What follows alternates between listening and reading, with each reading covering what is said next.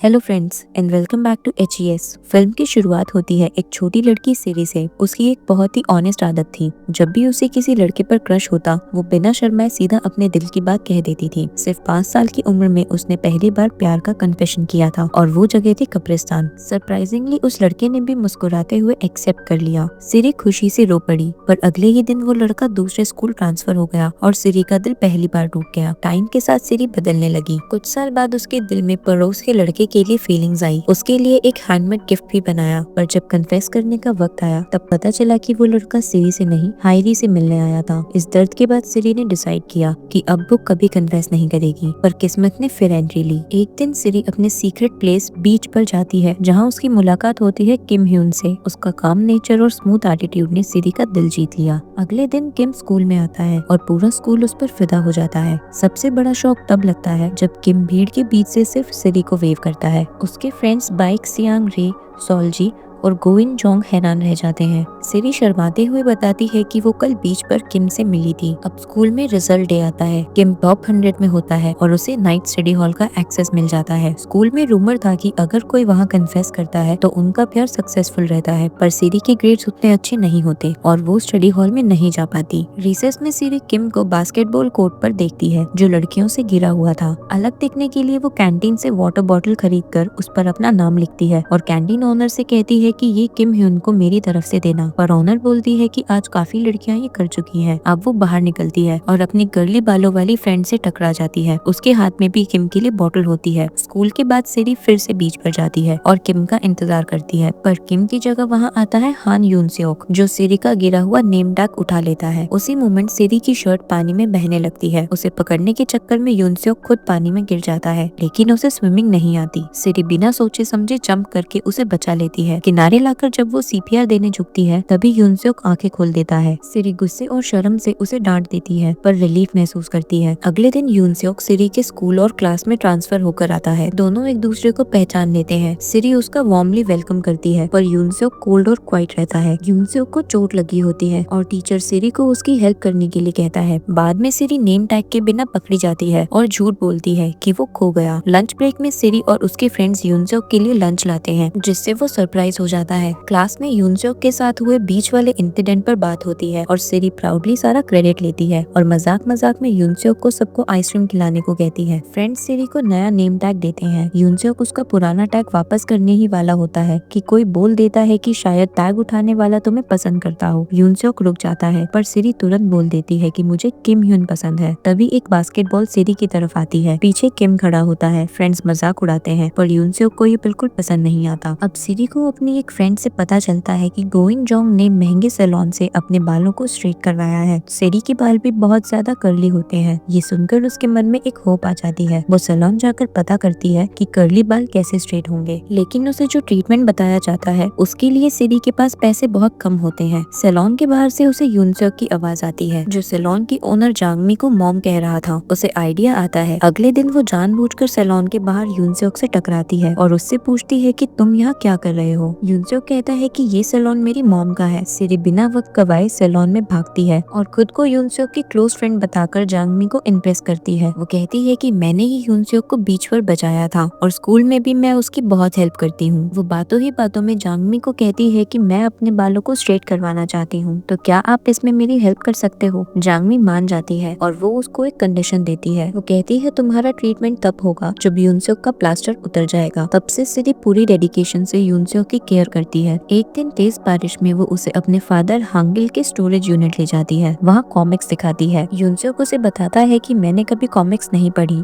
यहीं से सिरी का एक नया मिशन स्टार्ट होता है, किम के लिए 1000 ओरिगामी हार्ट्स बनाना। जब उसे पता चलता है कि एक और लड़की भी सेम कर रही है, वो और सीरियस हो जाती है। यूनसेओक जब ये प्लान जानता है तो चुपचाप निकलना चाहता है, पर सिरी उसे रोक लेती है। मजबूरी में वो ओरिगामी में उसका साथ देने लगता है। सिरी एक लड़की से सेल्फ स्टडी रूम की सीट एक्सचेंज करने की कोशिश करती है, पर रिजेक्शन और हार्श वर्ड से उसका का दिल टूट जाता है। शाम को वो रोते हुए ओरिगामी हार्ट्स का जार यूनसेok के पास छोड़ जाती है। बाद में वो स्टोरेज यूनिट में देखती है कि यूनसेok उसकी दी हुई कॉमिक्स पढ़ रहा है। यही यूनसेok उसे पेपर बीट्स का जार देता है जो उसने सीक्रेटली सिरी के लिए बनाया होता है। वो कहता है कि इसमें मेरी और तुम्हारी फीलिंग्स है। सिरी उसे अपनी यादों के तौर पर संभाल कर रख लेती है। अगले दिन यूनसेok का कास्ट उतर जाता है। सिरी डिसाइड करती है कि कन्फेशन से सिर्फ एक दिन पहले अपना हेयर ट्रीटमेंट करवाएगी। मॉक एग्जाम रिजल्ट्स आते हैं। यूनसेok टॉप रैंक में होता है सिर्फ इसीलिए ताकि सिरी को सेल्फ स्टडी रूम मिल सके, पर तभी पता चलता है कि किम टॉप 100 में नहीं रहा। किस्मत फिर मजाक करती है। इसी बीच सिरी को यूनसेok की फैमिली का ट्रुथ पता चलता है। उसके फादर अब्यूजिव और कंट्रोलिंग थे और इसी वजह से उसकी मॉम उसके फादर के साथ नहीं रहती। अब सिरी स्टोरेज यूनिट की तरफ जाती है जहाँ उसके फादर यूनसेok के साथ इंस्टेंट नूडल शेयर कर रहे हैं और उसे डिस्पोजेबल कैमरा भी देते हैं। स्कूल पिकनिक का पोस्टर देखकर सिरी कन्फेशन प्लान बनाती है। जिम क्लास के थ्रोबॉल गेम में सिरी किम को बचाने के लिए खुद बॉल के सामने आ जाती है जिससे यूनसेok डिसअपॉइंट हो जाता है। शाम को किम का थैंकफुल वॉइस मैसेज आता है। उसके बाद उसे यूनसेok का भी एक वॉइस मैसेज मिलता है जिसमें वो उसे दवाई लेने के लिए कहता है। सिरी काफी कंफ्यूज हो जाती है। सैलून में जब यूनसेok सिरी के बाल वॉश करता है तो वो काफी ऑकवर्ड हो जाता है। वो गलती से शैम्पू से पहले कंडीशनर लगा देता है। जांगमी ये देखकर सरप्राइज होती है क्योंकि ऐसा कभी पहले नहीं हुआ था। सिरी के मन में पहली बार यूनसेok की फीलिंग्स पर डाउट आता है। पिकनिक के दिन सिरी क्लॉसी स्ट्रेट हेयर के साथ बस में एंटर करती है। सब शॉक हो जाते हैं। यूनसेok चुपचाप उसे देखता रहता है। पिकनिक साइट पर सिरी पेपर बीट्स का जार किम की सीट पर रख देती है। रात को कन्फेशन स्पॉट पर किम आता है। सिर्फ सिरी वहाँ होती है। किम उसके बालों और बीट्स की तारीफ करता है और बीच वाली सीक्रेट जगह याद दिलाता है। सिरी का दिल रुक सा जाता है। उसे नहीं पता होता कि यूनसेok पीछे सब सुन रहा है। जब वो उसे जाते हुए देखती है तो उसको सब क्लियर हो जाता है। सिरी किम से ऑनेस्टली कहती है कि वो कन्फेस करने आई थी, पर वो अब ये समझ चुकी है कि किम के साथ रहने के लिए उसे अलग दिखना पड़ेगा और जिसके लिए वो खुद को बदल नहीं सकती। ये कहकर वो फ्रेंड्स के पास लौट जाती है। कन्फेशन का जवाब वो किसी को नहीं देती। उसकी नजर बस यूनसेok को फॉलो करती रहती है। अगले दिन यूनसेok जो सभी बातों से अनजान था सिरी के सामने आने से बचता रहता है। रात को वो स्टोरेज यूनिट के पास जलती हुई रोशनी देखता है, फिर धीरे से अंदर कदम लगता है जहाँ सिरी ने यूनसेok के लिए नई कॉमिक्स तैयार रखी होती हैं। दोनों थोड़ी देर तक बिना बोले बैठे रहते हैं। फिर सिरी उसकी तरफ देखती है और पूछती है कि तुम जानना नहीं चाहती कि कन्फेशन वाले दिन क्या हुआ। वो बताती है कि मैंने किम को कन्फेस नहीं किया। ये सुनकर यूनसेok सरप्राइज हो जाता है और सिरी से रीजन पूछता है तो वो कहती है कि मैं पढ़ाई पर फोकस करना चाहती हूँ, पर किसी को मत बताना, मैं उन्हें डिसअपॉइंट नहीं करना चाहती। अगले दिन स्कूल में सिरी थोड़ा जेलस फील करती है जब वो यूनसेok को एक लड़की से बात करते देखती है, पर वो उसे इग्नोर करती है। रात को यूनसेok की मॉम सोफे पर रखा एक बड़ा गिफ्ट देखती है। पूछने पर यूनसेok बताता है कि सिरी ने उसे ये गिफ्ट लाने को कहा था। साथ ही वो कहता है कि वो next year university entrance exam देना चाहता है। ये सुनकर जांगमी शॉक्ड हो जाती है। कुछ देर बाद यूनसेok वो ओवरसाइज गिफ्ट लेकर सिरी के घर आता है। अब सिरी उससे पूछती है कि तुम कर्ली बालों वाली लड़की के साथ क्लोज हो क्या? यूनसेok कहता है नहीं, वो सिर्फ ओल्ड स्कूल फेलो है। सिरी उसे एग्जाम के लिए बेस्ट विशेस देती है और वो चला जाता है। अब आता है एंट्रेंस एग्जाम का दिन। सिरी को गुड लक विशेस के बीच एक स्पेशल सरप्राइज मिलता है, एक पेयर मैस्कॉट जो उसे एग्जाम के लिए चीयर कर रहा होता है। वो कोई और नहीं यूनसेok ही होता है। उसके बाद दोनों अचानक गायब हो जाते हैं। उनके दोस्तों को शक होता है और वो उनका पीछा करते हैं और देखते हैं कि सिरी और यूनसेok छुपकर साथ बात कर रहे हैं। बाद में सिरी और यूनसेok उसी बीच पर लौट आते हैं जहाँ उनकी पहली मुलाकात हुई थी। सिरी पूछती है कि तुम उस दिन समुद्र में क्यों कूद गए थे? यूनसेok कहता है कि उस वक्त मैं जीने की चाह छोड़ चुका था, पर फिर मैंने तुम्हें पानी में देखा और तुम्हारी प्रेजेंस ने मुझे वापस जिंदगी की तरफ खींच लिया। यूनसेok अब सिरी का नेम टैग उसके हाथ में थमा देता है। वो उसका हाथ पकड़ता है और उसे आई लव यू कहता है। अब दोनों बहुत खुश होते हैं और अपने घर लौट जाते हैं। घर पहुंचकर यूनसेok को पता चलता है कि उसकी मॉम संडे को सियोल जाने वाली है और उसे शॉप संभालने के लिए रुकना होगा। वहीं दूसरी तरफ सिरी अपनी फैमिली के साथ पिकनिक प्लान करती है। जाने से पहले वो यूनसेok को कॉल करती है और याद दिलाती है कि संडे को हमारी प्रॉमिस डेट है। कॉल के बाद वो अपनी क्लोज फ्रेंड्स को बुलाती है और बीच पर अपनी बिग कन्फेशन की तैयारी में लग जाती है। आखिर वो स्पेशल संडे आ जाता है। फ्रेंड्स लोकेशन को डेकोरेट कर रहे होते हैं जबकि सिरी और यूनसेok पहले से ही वहाँ पहुँच चुके होते हैं। सब अपनी पोजीशंस लेने लगते हैं। तभी यूनसेok को एक टेक्स्ट मैसेज मिलता है जिसमें लिखा होता है कि उसकी मॉम हॉस्पिटल में एडमिट है। सिरी से माफी मांगकर यूनसेok तुरंत सियोल की तरफ भागता है। हॉस्पिटल में वो देखता है कि उसकी मॉम कोमा में है और उसके फादर भी वहीं है। उसका फादर बताता है कि वो स्टेयर्स से गिर गई। यूनसेok को उसकी बात पर भरोसा नहीं होता। उसका फादर उसे घर जाने का ऑर्डर देता है। सिरी उसे कांटेक्ट करने की कोशिश करती है। उसकी शॉप पर जाकर भी देखती है लेकिन शटर बंद होते हैं। तभी सीरी को याद आता है कि यूनसेok के father Seoul national university hospital में प्रोफेसर हैं। वो अकेली सियोल चली जाती है। हॉस्पिटल पहुंचकर वो यूनसेok के बारे में पूछती है और उसे एक रूम की तरफ भेज दिया जाता है, जहां यूनसेok अपनी मॉम से कहता है कि हम दोनों को यूएस चले जाना चाहिए ताकि डैड के डोमेस्टिक वायलेंस से बच सके। वो दोनों रोने लगते हैं। बाहर खड़ी सीरी सब सुन लेती है और चली जाती है। रात को वो यूनसेok को कॉल करती है और रोते हुए कहती है कि मैं तुम्हारे लिए कुछ फील नहीं करती, और कॉल कट कर देती है। उस रात सीरी लगातार रोती रहती है। कुछ दिन बाद ग्रेजुएशन सेरेमनी होती है। ईयरबुक की फोटोज देखते ही वो यूनसेok को मिस करने लगती है। वो बहुत उदास हो जाती है और अपने डैड के स्टोरेज यूनिट चली जाती है। वहाँ बुक शेल्फ पर उसे एक नोटबुक मिलती है जिस पर यूनसेok की हैंडराइटिंग में लिखा होता है लव क्रॉनिकल। उसमें यूनसेok ने सीरी की फोटोज और हर फोटो के साथ अपनी फीलिंग साफ लिखी हुई थी। ये देखकर सीरी के आंसू बहने लगते हैं। वहीं दूसरी तरफ उसके फ्रेंड्स चाहते हैं कि सीरी मूव ऑन करे, इसलिए वो उसके लिए ब्लाइंड डेट प्लान करते हैं, पर सीरी मना कर देती है और बीच पर चली जाती है। बीच पर घूमते हुए उसे ब्लाइंड डेट वाले लड़के का कॉल आता है। वो कहती है कि मैं ठीक नहीं हूँ, इसलिए डेट पर नहीं आ सकती। वो लड़का उसके पीछे खड़ा होता है और कहता है कि तुम तो बिल्कुल ठीक लग रही हो। सीरी पलटकर देखती है तो यूनसेok वहाँ खड़ा होता है। सीरी भागकर उसके गले लगती है और रोते हुए कहती है कि जो भी मैंने कहा था वो सच नहीं था, मैं तुम्हें बहुत मिस करती हूँ। यूनसेok उसे चुप करवाता है और अपने बैग से एक जार निकालता है जिसमें पेपर बीड्स होते हैं। वो कहता है कि हर बीड एक मेमोरी है जिसे मैं कभी खोना नहीं चाहता। दोनों एक साथ बहुत खुश होते हैं। तभी पास ही छुपे हुए उनके फ्रेंड्स बाहर आ जाते हैं और उनके रीयूनियन को चीयर करते हुए सेलिब्रेट करते हैं। और इसी के साथ मूवी यहीं एंड हो जाती है।